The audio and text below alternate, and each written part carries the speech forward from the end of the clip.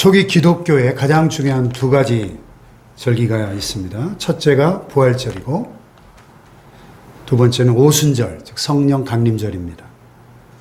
부활절은 예수님이 십자가에 죽으시고 3일 만에 부활하심으로 사망 권세를 이기시고 구원을 완성하신 날이죠. 할렐루야. 아멘. 오순절은 급파한 바람같이 불의 혀같이 갈라지는 성령의 강력한 임재가 교회를 탄생시킨, 그래서 이 부활절과 오순절이 초대교회의 가장 중요한 두 절기였습니다. 구약 성경을 보면 이스라엘 백성들이 해마다 지키는 3대 절기가 있었는데, 첫째는 뭐예요? 유월절. 그리고 두 번째는 맥추절. 세 번째는 초막절. 이렇게. 유월절은 뭘 기념하는 거예요? 출애굽의 은혜, 즉 구원의 은혜를 기념하는 절기죠. 오순절은 첫 열매, 보리의 첫 열매를 수확해서 하나님께 드리며 감사하는 그런 절기입니다. 그래서 초실절이라고도 하고 맥추절이라고도 불렀습니다. 오순절이라고 하는 이 말은 유월절 축제 이후에 정확하게 50일째 되는 날이라는 뜻에서 오순절 이렇게 부른 것이죠. 근데 놀라운 사실은 이 구약의 절기들과 신약의 중요한 구속사적 사건들이 놀라운 연관성을 가지고 있다는 것입니다. 자, 이스라엘 백성들이 출애굽하던 그날 밤 장자의 죽음의 재앙을 피하기 위해서 어떻게 했죠? 어린 양을 잡아가지고 그 피를 문 좌우 설주와 임방에다 바름으로써 구원을 받았던 그 유월절로부터 정확하게 50일째 되는 날, 즉 출애굽한 지 50일째 되는 날, 시내산에서 십계명을 받았는데, 율법을 받았는데요. 그 율법을 받은 날 유월절로부터 50일째 되는 그날 오순절이 됐고요. 훗날 보리의 첫 열매를 드리면서 하나님께 감사하는 맥추절이 된 것입니다. 그런데 세상죄를 지고 가셨던 하나님의 어린 양 예수님께서 인류의 죄를 대속하시기 위해서 십자가에 죽으신 그날이 바로 유월절이었습니다. 그리고 그로부터 정확하게 50일째 되는 날, 즉 오순절날 성령님이 마가의 다락방에 임하심으로 최초의 교회를 세우신 것이죠. 할렐루야. 그러니까 첫 열매를 수확해서 하나님께 드리며 감사하는 그 초실절, 즉 오순절에 복음의 첫 열매가, 교회의 첫 열매가 수확된 것입니다. 아멘. 아멘. 그래서 이날은 이 땅에 교회가 탄생된 교회 생일인 것이죠. 근데 오늘이 바로 이 기독교의 생일이에요. 성령 강림절이에요. 근데 이 성령 강림절은 우리가 성탄절이나 부활절 못지않게 사실은 중요한 날인데 우리가 그냥 모르고 지나가 버리는 그런 경우가 많아요. 그래서 교회력을 좀 잘 이렇게 살펴보고, 이 중요한 날인데, 이 성령 강림절의 의미를 우리가 새겨볼 수 있기를 바랍니다. 한국 교회가요, 그동안 이 성령의 폭발적인 역사로 세계 선교사에 유례없는 기적적인 부흥과 성장을 이루어왔습니다. 또 한국 교회만큼 성령에 대해서 많은 이야기를 하는 교회도 흔치 않습니다. 그런데 성경적이고 올바른 성령론에서 벗어나서 참 성숙하지 못한, 또 때로는 아주 굉장히 이단 사이비적인 그런 모습들을 많이 보여주었습니다. 이 양극단이 있어요.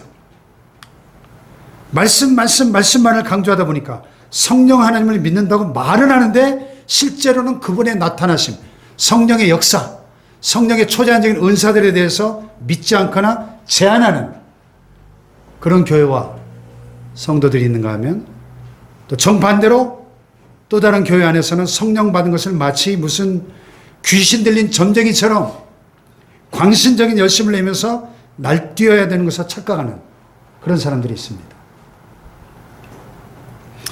이런 양쪽 극단은 모두가 성령님에 대한 오해와 무지에서 비롯되는 거예요.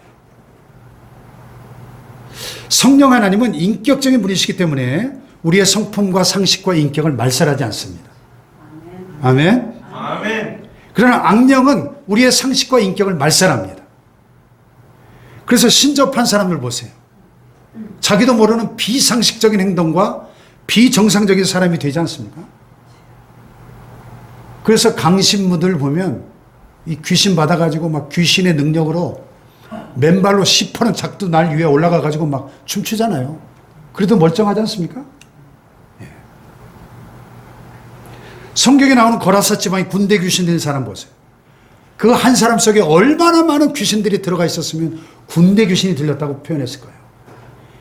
그러니까 이 정상적인 사람들이 사는 동네에 살 수가 없어가지고 공동묘지에 살고 옷을 입지 못해가지고 벌거벗고 살고 사람들이 그를 제어하기 위해서 쇠사슬과 고랑을 묶어는 다 끊어버리고 이 귀신이 주는 괴력으로 밤낮 무덤 사이에서 괴성을 지르며 살아가는 이 얼마나 비상식적이고 비정상적이고 비인격적인 모습입니까?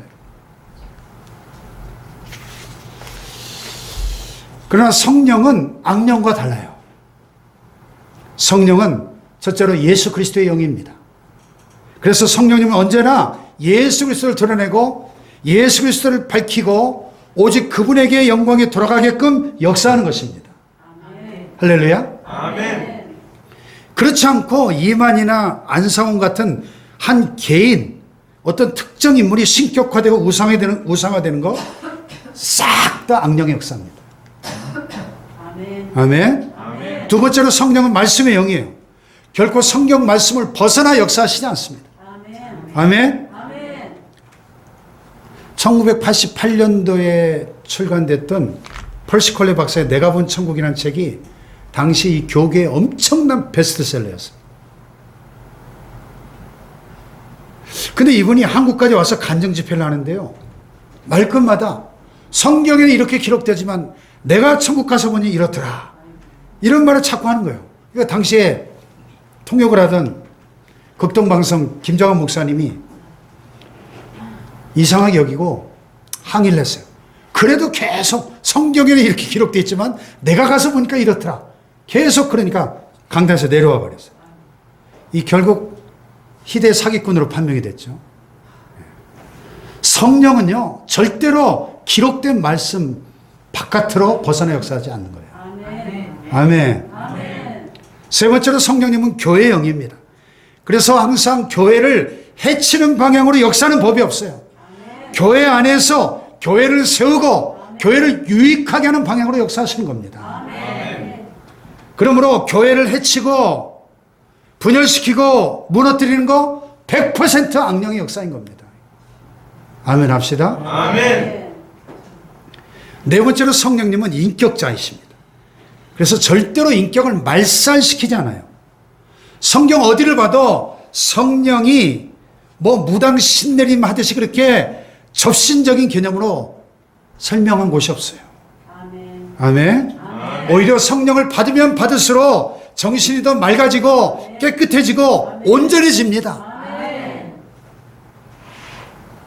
성령은 지혜와 총명의 신이시기 때문에 성령 충만을 받으면 받을수록 더 똑똑하고 현명하고 지혜로워집니다. 다섯 번째로 성령은 불과 같습니다. 불은 더러운 것들을 태우고 깨끗하게 하죠. 또 냉랭한 곳에 따뜻한 온기를 줍니다. 마찬가지로 성령님은 인간의 더러운 마음을 깨끗하게 하고 뜨겁게 합니다. 차갑게 냉랭하게 식어진 심령이 교회 와서 성령을 받으면 예배 드릴 때 뜨거운 마음으로 찬양하게 되고 뜨거운 마음으로 기도하고 예배하시는 겁니다. 할렐루야. 아멘. 또 불은 추진력이 있죠. 여러분 자동차 타고 여기까지 오셨는데 그 엔진이 불을 받아야 추진력이 생기지 않습니까?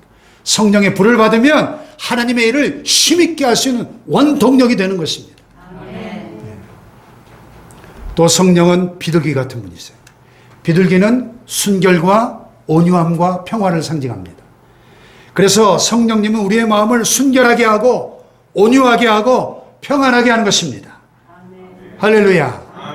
또 성령님은 기름과 같아서 우리의 마음을 부드럽게 합니다. 자동차 엔진에 보면 윤활유가 굉장히 중요하잖아요. 만약에 윤활유가 다 고갈됐다면 엔진은 불날 겁니다. 예.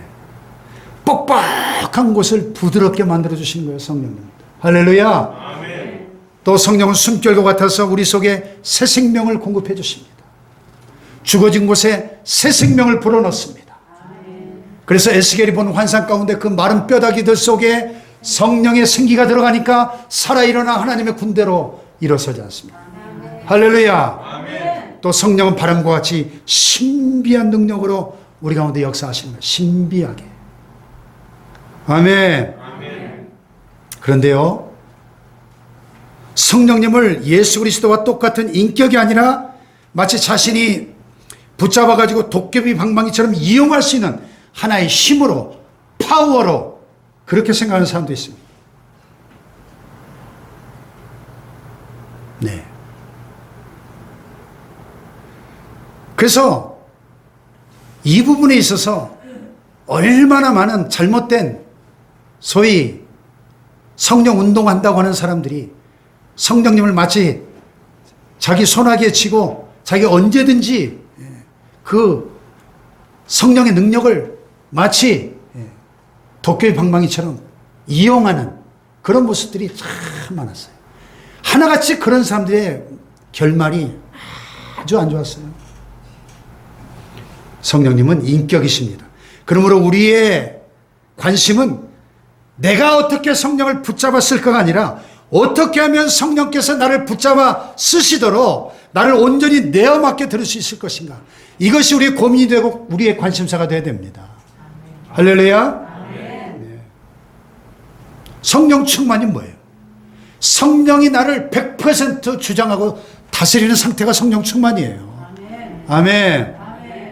벌레 같은 인간이 성령을 이용하여 산이라도 옮겨보겠다는 그런 오만불선한 생각과 정반대로 성령께서 벌레 같은 나를 이용하셔서 산이라도 옮길 수 있다는 이런 겸허한 생각과 얼마나 차이가 큰 차이입니까, 이게. 할렐루야. 성령님은 하나님이십니다. 내 뜻대로 붙잡아가지고 도깨비 방망이처럼 이용할 수 있는 그런 힘, 파워, 능력이 아니에요. 정반대로 그분이 나를 붙잡아서 그분의 무한하신 지혜와 그 사랑으로 나를 사용하시는 하나님이신 겁니다. 아멘. 2003년에 개봉해서 대히트를 쳤던 브루스 올마이티라는 코미디 영화가 있어요. 예. 전능자 브루스, 우리말로 그런 뜻이죠. 이 브루스는 짐 캐리라는 유명한 코미디언이 열연을 했는데 이 영화 속에 브루스라는 사람은 TV 방송국에서 일하던 리포터였습니다. 근데 늘 방송국에서 무시를 당하고 별로 중요하지 않은 일들만 맡아서 하면서 항상 불평불만이 많았습니다. 하루는 일 때문에 직장 상사와 대판 싸움이 일어났습니다. 결국 홧김에 사표를 집어던지고 직장을 뛰쳐나왔어요. 홧김에 사표를 던지고 나왔으니까 할 일이 없죠. 그래서 이제 하나님께 화를 내면서 원망하기 시작했습니다. 하나님이 어떻게 제게 이럴 수가 있습니까? 이거 정말 공평하지 않습니다. 그러면서 하나님이 원망하고 불평하고 있는데 하루는 정말 하나님이 이 친구 앞에 나타났어요. 이 영화 속에서는 저는 흑인의 모습으로 나타났죠. 이 친구가 하나님께 항의를 했어요. 하나님 정말 하나님 맞아요? 어떻게 제게 이렇게 불공평할 수가 있습니까? 그때 하나님께서도 이 친구에게 이렇게 말씀하셨습니다. 야 이놈아, 너는 이렇게 매사에 불평불만이 많냐? 나도 너 같은 놈 때문에 골치가 아프고 피곤하다. 그러면서 하나님은 그에게 이런 말씀하셨어요. 그러면 내가 너에게 한 가지 제안을 하겠다. 그것은 내가 너에게 일주일 동안 나의 전능한 힘을 줄 테니까 네가 나 대신 7일간 하나님 역할을 좀 대신해 해봐라. 나도 네 덕분에 휴가를 좀 다녀와야 되겠다. 그리고 하나님 정말 휴가를 가셨어요. 근데 하나님이 돌아서서 가시는데 무리를 걸어가시는 겁니다. 그때 브루스가 보니까 자기도 물 위에 서 있다는 걸 알게 됩니다. 처음에 굉장히 무서웠는데 진짜 자기 발이 물속에 빠지지 않는 거예요. 그래서 신이 나서 뛰어나옵니다. 그리고 며칠간 정말 모든 것이 자기가 생각하고 원하는 대로 다 되는 거예요. 신바람이 났죠. 며칠 동안 그렇게 신이 나가지고 자기 마음대로 행했습니다. 근데 며칠 지나서 하루는 밤에 잠을 자려고 누웠는데요. 이 시끄러운 소리가 나서 도저히 잠을 잘 수가 없는 거예요. 이게 가만히 들어보니까 이게 뭔 소린가 했더니 전 세계 교인들이 하나님께 드리는 기도 소리였습니다. 와글와글와글와글. 그래서 수백만 수천만이 교인들이 하나님께 동시에 기도를 하니까 도무지 시끄러워서 잠을 잘 수가 없는 거예요. 그래서 한 가지 방법을 생각했는데 그것은 바로 교인들의 모든 기도가 인터넷 이메일로 올라오게 하는 방법이었습니다. 그랬더니 과연 교인들의 기도가 밤새도록 이메일로 오는데 너무 많아가지고 도저히 다 읽고 답장을 해줄 수가 없어요. 그래서 그냥 한꺼번에 원샷으로 모든 기도에 예스 응답을 하고 잠자리에 들었습니다. 마침 이제 됐구나 하고 두 발을 뻗고 잠을 청했는데 그 다음날 아침에 일어났더니 난리가 난 겁니다. 이게 웬일입니까?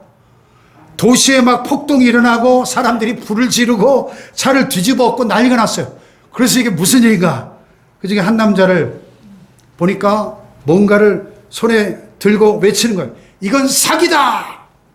그래서 왜 그러냐 물었더니 대답하기를 내가 로또 복권을 샀는데 그것이 1등으로 당첨이 됐는데 당첨금이 17달러밖에 안 된다는 거예요.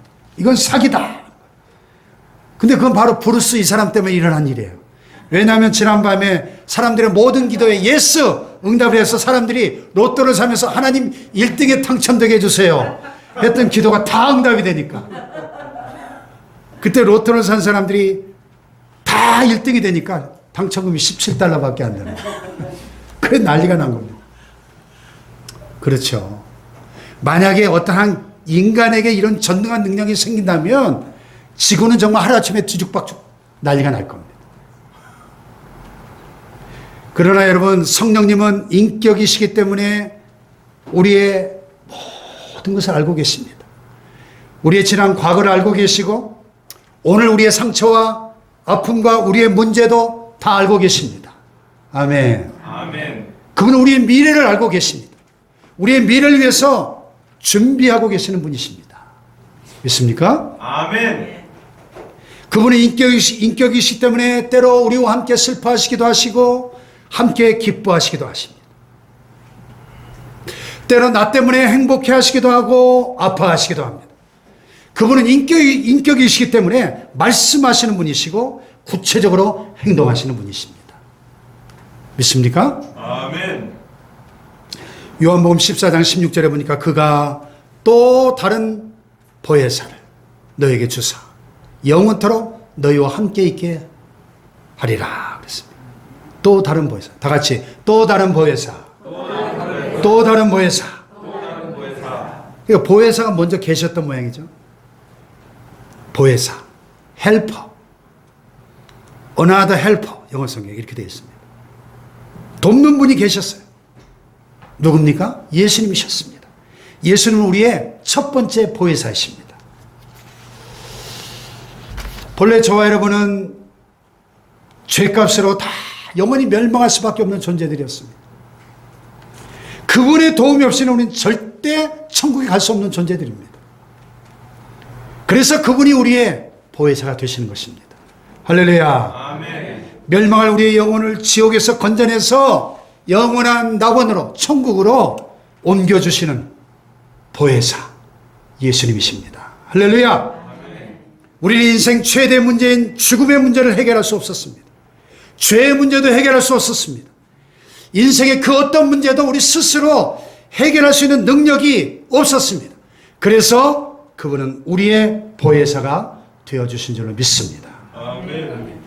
그분은 언제나 우리와 함께 계시기를 원하셨습니다. 그래서 이 땅에서 모든 구원사역을 완성하신 다음에 하늘로 승천하셨어요. 또 다른 보혜사를 성령을 우리에게 보내주신 줄로 믿습니다. 아멘.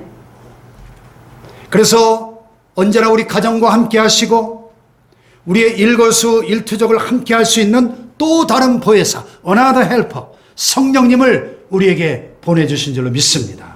아멘. 왜요? 그분은 우리가 연약하다는 사실을 너무나 잘 알고 계시기 때문에. 믿습니까? 아멘. 성령님 우리의 수호 천사로서 우리의 곁을 떠나지 않으시고 항상 지켜주시는 분이신 줄로 믿습니다. 아멘. 지금까지 제가 이렇게 인생을 살면서 참 많은 사람을 만나보았습니다. 진짜 잘난 사람도 만나봤고요. 못난 사람도 만나봤습니다. 박사 학위를 막 두세 개씩 가지고 있는 대단한 학식을 가진 세계적인 석학들도 만나보았습니다. 그분들의 강의도 들어봤고 무식한 사람들도 만나보았습니다. 돈 많은 사람 많이 만나봤고요. 가난한 사람도 만나봤습니다. 나이가 많은 사람, 어린아이들, 10대 청소년들하고도 제가 살아봤습니다. 그런데요, 그 다양한 모든 사람의 공통점이 한 가지가 있더라고요. 그것은 바로 그들 모두가 연약한 존재라는 사실입니다. 그래서 어떤 신학자는 이 인간의 연약함을 가리켜 피조물다움 이렇게 표현했어요. 피조물다움.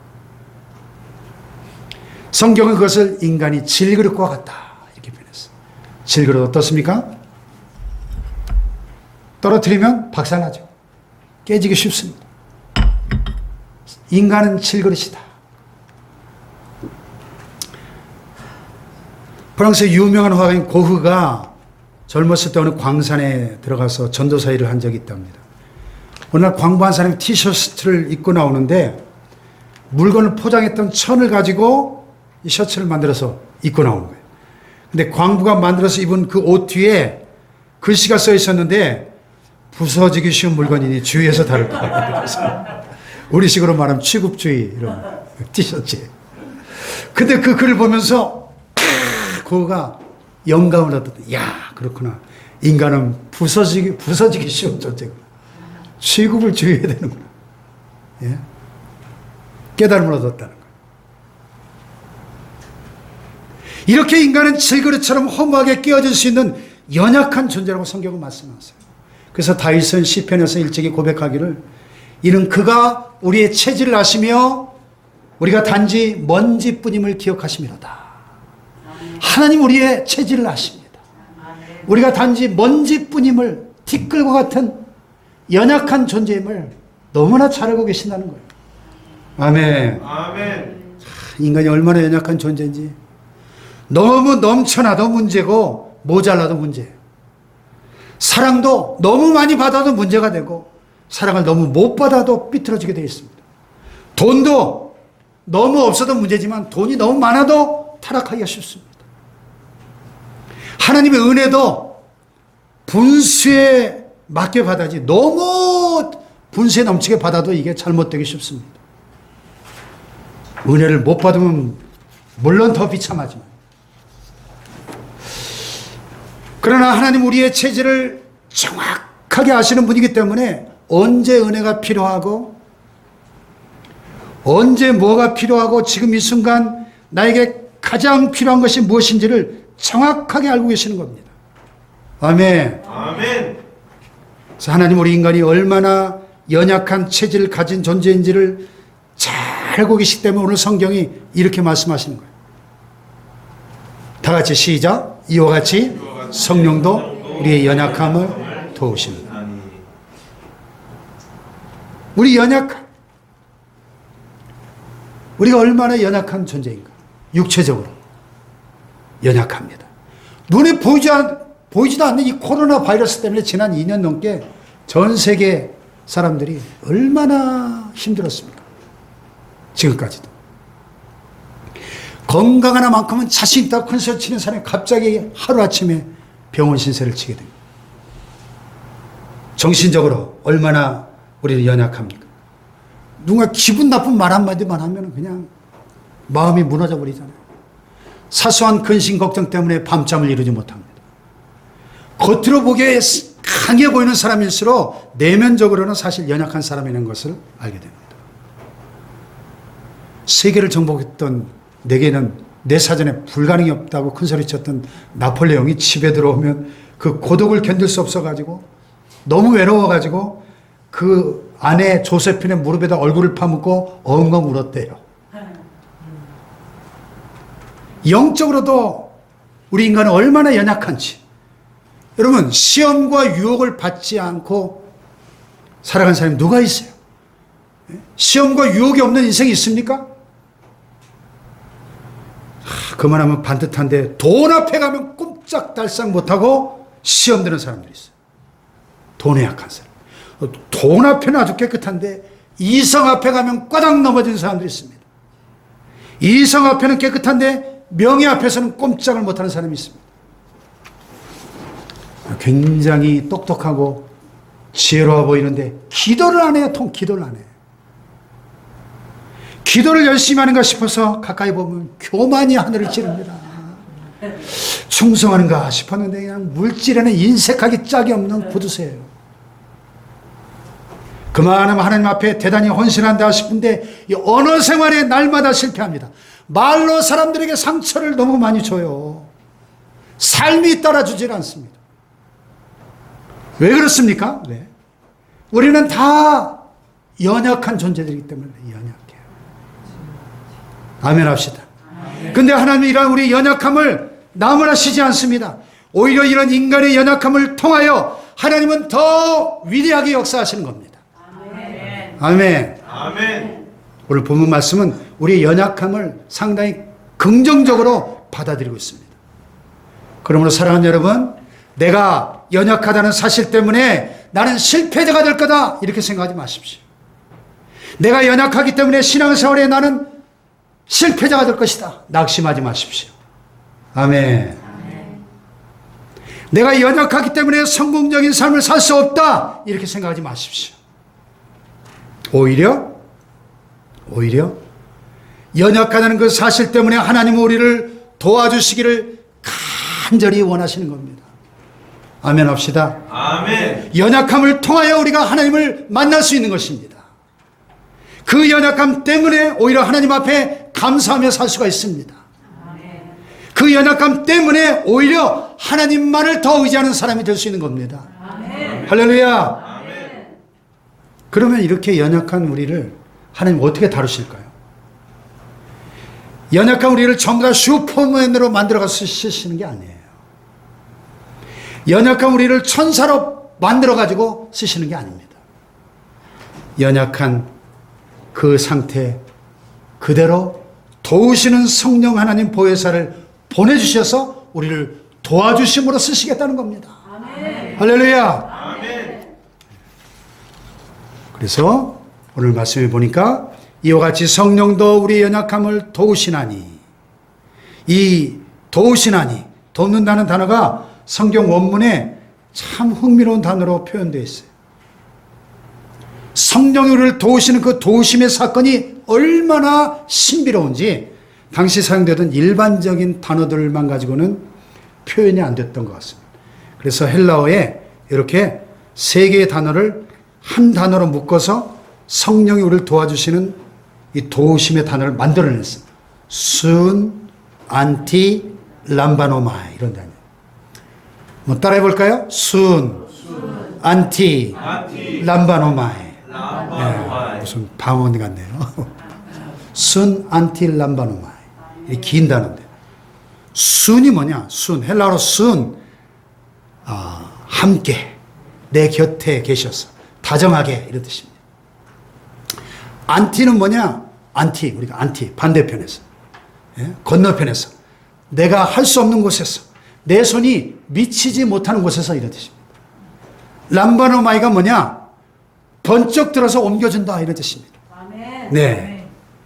그러니까 이 뜻을 다 합치면 뭐가 돼요? 순, 안티, 람바노마이 그러면 내 곁에서 나와 함께 다정하게 계시면서 내가 감당할 수 없는 저 건너편에서 내가 보이지 않는 곳에서 내 능력이 미치지 못하는 곳에서 내가 안고 있는 문제를 번쩍 들어서 옮겨주신다 이런 뜻이에요. 아멘. 아멘. 자, 이런 장면을 한번 상상해 보세요. 인생을 살아가는 그 여정에 어느 날 큰 통나무가 내 앞을 떡 가로막고 있습니다. 이걸 치우지 않고는 한 발자국도 전진할 수가 없어요. 인생을 살아가던 어느 날 거대한 바위가 내 앞을 가로막고 있는 겁니다. 이걸 치우지 않으면 내가 어떤 일도 해결할 수 없어요. 인생의 이 중요한 문제 앞에서 내가 지금 쩔쩔매고 있습니다. 내 힘으로 도저히 어떻게 할 수가 없어요. 내 능력의 한계에 넘어 있는 문제예요. 그런데 내가 당황해서 어쩔 줄 몰라 하고 있을 때 어떤 힘 있는 분이 그 문제 저 건너편에서 통나무 저쪽에서 그 큰 바위 저쪽 끝에서 문제를 번쩍 들어서 옮겨주시는 겁니다. 아멘. 할렐루야. 아멘. 그 이제 갈 길이 보이는 거예요. 인생의 문제가 해결되기 시작하는 겁니다. 바로 이렇게 성령님이 우리를 도와주신다는 거예요. 이게 순 안티 람바노마예요. 이 순 안티 람바노마의 이 방언을 좀 하시기 바래요. 순 안티 람바노마의 기도할 때 순 안티 람바노마의 순 안티 람바노마의 한번 순 안티 람바노마의 방언을 한번 써보세요. 순 안티 람바노마의 아주 멋진 방언이네요.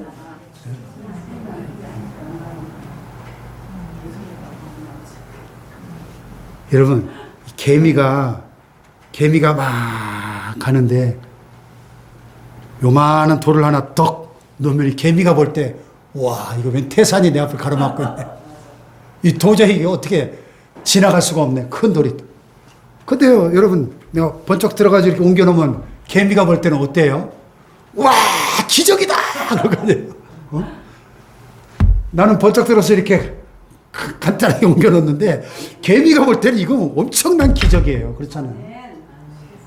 성령님이 우리를 그렇게 도와주신다는 겁니다. 할렐루야. 여러분, 인생의 짐이 너무 무거워서 쩔쩔매고 계신 분 계십니까? 성령님이 번쩍 들어 옮겨주실 것입니다. 영적으로 실패하고 넘어진 자리에서 안타까워하고 당황하시는 분 계십니까?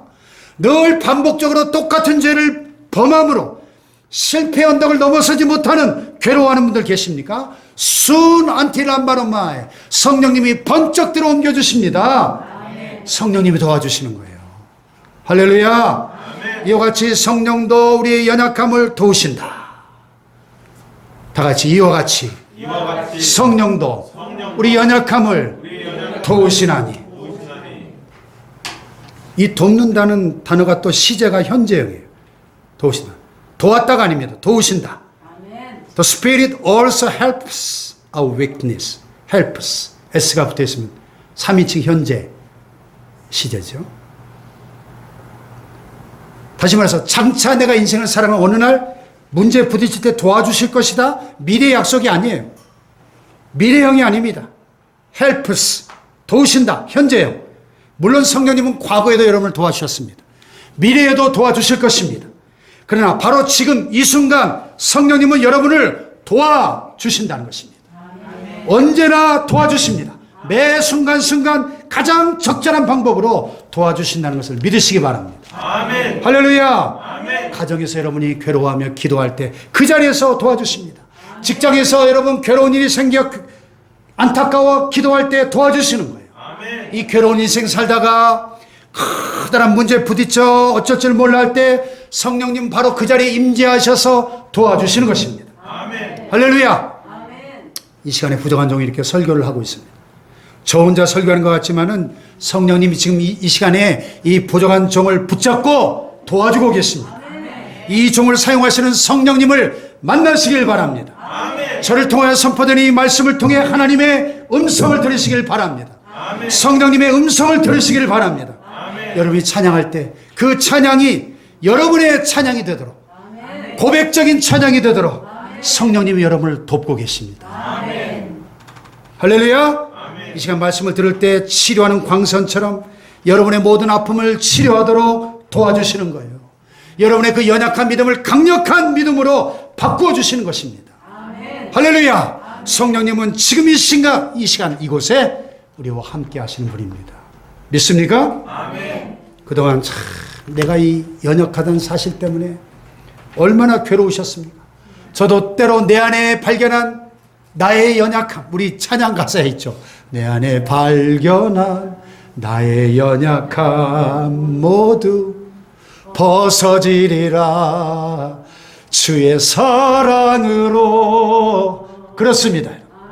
주님의 사랑으로만 나의 연약함이 벗어질 수 있는 것입니다. 아멘. 나의 연약함을 도우심으로 내가 더 이상 나의 연약함 때문에 절망하지 않고 낙심하지 않고 그분 앞에 나와 나의 연약함을 인정하기만 하면 이 시간에 나를 찾아와 순 안티 람바노마에 번쩍 들어서 옮겨주시고 문제를 해결해 주시고 도우시는 성령의 은혜가 여러분과 함께 하시기를 축복합니다.